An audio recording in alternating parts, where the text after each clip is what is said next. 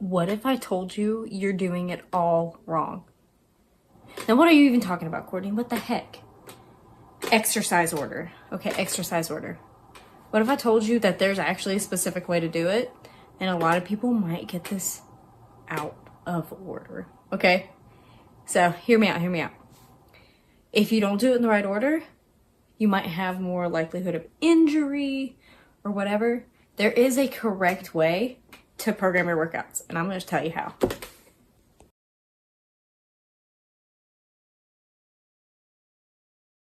Okay, so first we have to figure out which exercises get priority, which ones go first, and why. So we want to talk about maybe like if you have power exercises, core exercises, assistance exercises, what's the correct order for that? So first, we want our power exercises, okay? This is stuff like your cleans, your snatch, your jerks, your Olympic lifting exercises that require the most technique. They're highly technical and there are multi-joint exercises, and they're most likely to suffer when fatigued. Next grouping is what we call our core exercises. And no, I'm not talking about abs, okay?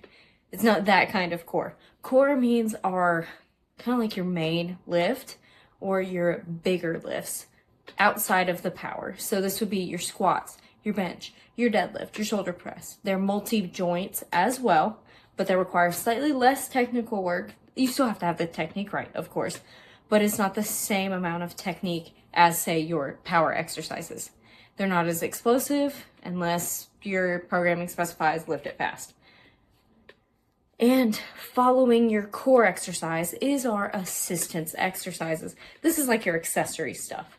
So there are less joints being used at one time, more isolation is involved, and less room for error.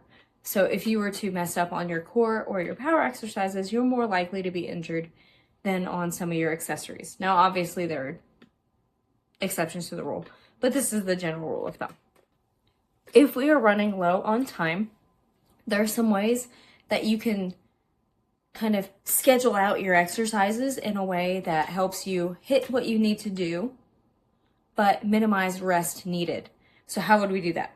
We could alternate upper lower exercises. Say I did squats first, then I did bench, and then I did leg press, and then I did push-ups, alternating upper lower. So while one muscle group is working, the one that you just fatigued gets a break.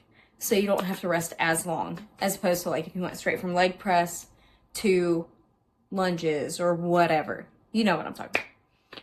Another way you can do this is you can alternate pushing and pulling. So say I did push-ups first, and then I did some rows after that.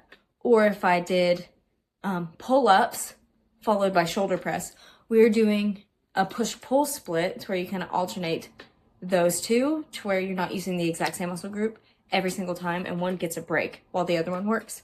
Another tip for if you're running low on time is prioritize, of course, the power and core stuff and try to get those done no matter what.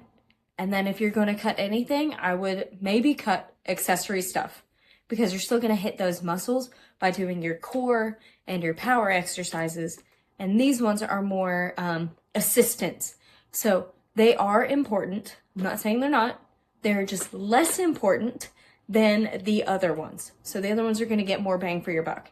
That's why a lot of times if I'm running low on time with a client, we'll do like rows, chest press, something that uses more multi-joints at a time before we do like our tricep extensions or our leg curls or whatever.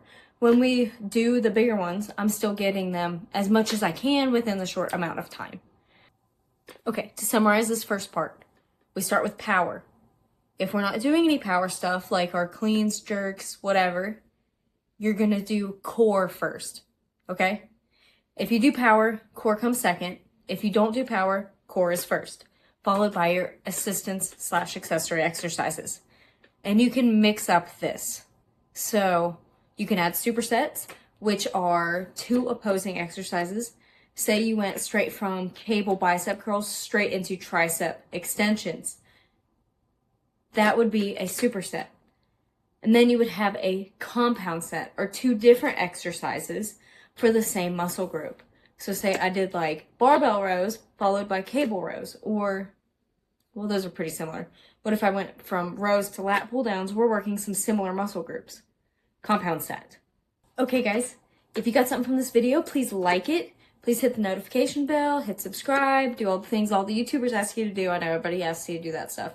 It does actually help the channel, and I can see who does like it, so thanks. If you have ideas for future videos, or you want me to go more in depth on some of the topics I've talked about in previous episodes or videos, please write a comment down below. And thanks for watching. Bye.